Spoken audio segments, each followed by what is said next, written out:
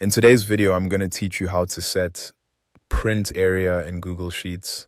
If you only want to print a specific section of your spreadsheet instead of the entire sheet, Google Sheets makes that pretty simple. The key is to first select the exact cells you want and then make sure the print settings are using that selection. Let's walk through it together. Start by opening your Google Sheet. Once you're in the spreadsheet, take a moment to identify the exact range of cells you want to print.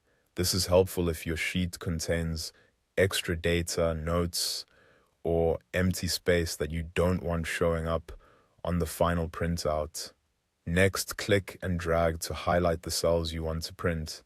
Be as precise as possible here, because Google Sheets will use this selection to determine your print area. If you accidentally select too much, you can simply click away and highlight the correct range again before moving on. With the cells selected, go to the top left corner and click on File. This opens the main menu where you'll find the printing options.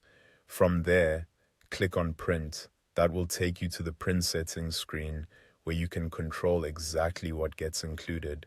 In the print settings, look for the option that may currently say Current Sheet. Click on that drop-down menu. Since you already highlighted the cells you want, choose Selected Cells. You should see your selected range listed there. This is the setting that tells Google Sheets to print only the highlighted area instead of everything on the sheet. At this point, it's a good idea to quickly review the print preview on the screen.